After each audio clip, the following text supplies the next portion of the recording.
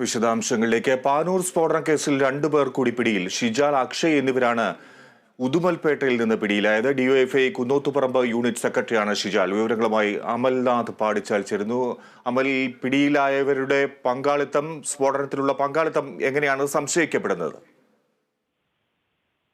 Fiji Panoor bomb സ്ഫോടന കേസുമായി ബന്ധപ്പെട്ട് 12 പേരായിരുന്നു പ്രതിപട്ടികയിൽ ഉണ്ടായിരുന്നത്. ഇതിൽ മുഴുവൻ പേരെയും പോലീസിന് പിടികൂടുവാൻ വേണ്ടി സാധിച്ചു. അതായത് ഇതിൽ ഒരാൾ ആദ്യ ദിവസം തന്നെ ഈ സ്ഫോടനത്തിൽ മരണപ്പെട്ടിരുന്നു. മറ്റ് 3 പേർ നിലവിൽ ഇപ്പോഴും ആശുപത്രിയിൽ ചികിത്സയിലാണ്.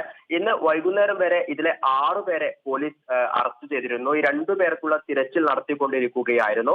ഷിജാൽ, അക്ഷയ് എന്നിവർക്ക് വേണ്ടിയാണ് തിരച്ചിൽ നടത്തിയത്. വൈകുന്നേരത്തോടുകൂടി ഉദുമൽപേട്ടയിൽ വെച്ചാണ് ഒളിവിൽ കഴിയുന്ന സ്ഥലത്ത് നിന്നും ഷിജാലിനെയും അക്ഷയെയും പോലീസ് അറസ്റ്റ് ചെയ്തിട്ടുണ്ടായിരുന്നത്. ഈ ഒരു ബോംബ് നിർമ്മാണവുമായി ബന്ധപ്പെട്ടുള്ള ഈ ഒരു കേസിൽ മുഖ്യ പ്രതിയാണ് ഷിജാൽ. ഈ സ്ഫോടക വസ്തുക്കൾ ഈ സംഭവ സ്ഥലത്തേക്ക് എത്തിച്ചു നൽകുകയും ഒപ്പം തന്നെ ബോംബ് നിർമ്മാണത്തിന് നേതൃത്വം കൊടുത്തതും ഷിജാൽ ആണ് എന്നാണ് പോലീസ് പറയുന്നത്. ഇതോടുകൂടി മുഴുവൻ പേരെയും പിടികൂടുവാൻ വേണ്ടി പോലീസിന് സാധിച്ചിട്ടുണ്ട്. അതേസമയം തന്നെ ഈ ബോംബ് സ്ഫോടനത്തിൽ ഈ രാഷ്ട്രീയപരമായ ഒരു ബന്ധവുമില്ല എന്നാണ് പോലീസ് സൂചിപ്പിക്കുന്നത്. 2 കൊട്ടേഷൻ സംഘങ്ങൾ, അല്ലെങ്കിൽ ഗുണ്ടാ സംഘങ്ങൾ തമ്മിലുള്ള സംഘർഷമാണ് ഈ ഒരു ബോംബ് നിർമ്മാണത്തിലേക്ക് എത്തിച്ചിട്ടുണ്ടായിരുന്നത്. കുയിമ്പൽ ക്ഷേത്രത്തിൽ വെച്ചുണ്ടായിരുന്ന സംഘർഷമാണ് ഇതിന് തുടക്കം കുറിച്ചത്. ഈ ഒരു അപകടത്തിൽ ഗുരുതരമായ രീതിയിൽ പരിക്കേറ്റ വിനീഷിന്റെ നേതൃത്വത്തിലുള്ള ഗുണ്ടാ സംഘവും ഒപ്പം തന്നെ ദേവാനന്ദന്റെ നേതൃത്വത്തിലുള്ള ഗുണ്ടാ സംഘവും തമ്മിൽ ഈ ക്ഷേത്ര ഉത്സവ സമയത്ത് സംഘർഷത്തിലേക്ക് ഏർപ്പെടുകയും ഈ ദേവാനന്ദന്റെ ഗുണ്ടാ സംഘത്തെ ഭയപ്പെടുത്തുന്നതിന് വേണ്ടിയാണ് വിനീഷിന്റെ ഗുണ്ടാ സംഘം ഈ ബോംബ് നിർമ്മാണത്തിലേക്ക്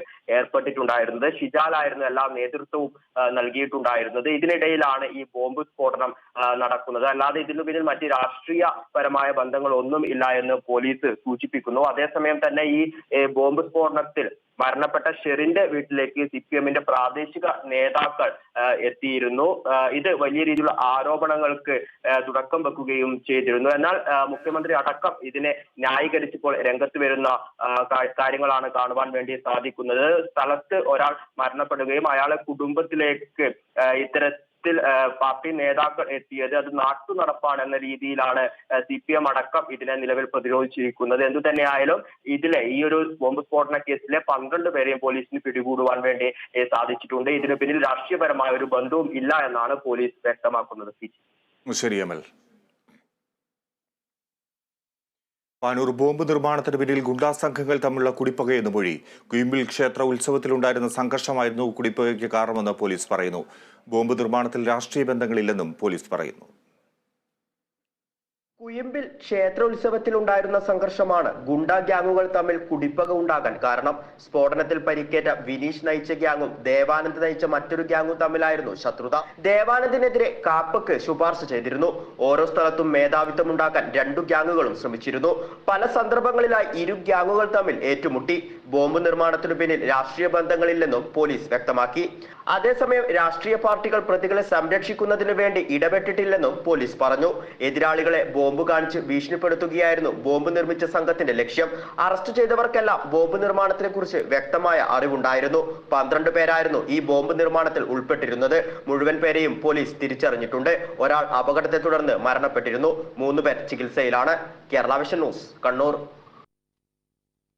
പാനൂർ സ്ഫോടനത്തിൽ പങ്കില്ലെന്ന സിപിഎമ്മിന്റെ വാദം തെരഞ്ഞെടുപ്പായതുകൊണ്ട് മാത്രമാണെന്ന് പ്രതിപക്ഷ നേതാവ് വി ഡി സതീശൻ. ബോംബുണ്ടാക്കിയതും മരിച്ചതും ആശുപത്രിയിലുള്ളതും സിപിഎമ്മുകാരാണ്. UDF-കാരെ കൊല്ലാൻ വേണ്ടിയുണ്ടാക്കിയ ബോംബാണോ ഇതെന്ന് അറിയാനുള്ളതെന്നും വി ഡി സതീശൻ പറഞ്ഞു.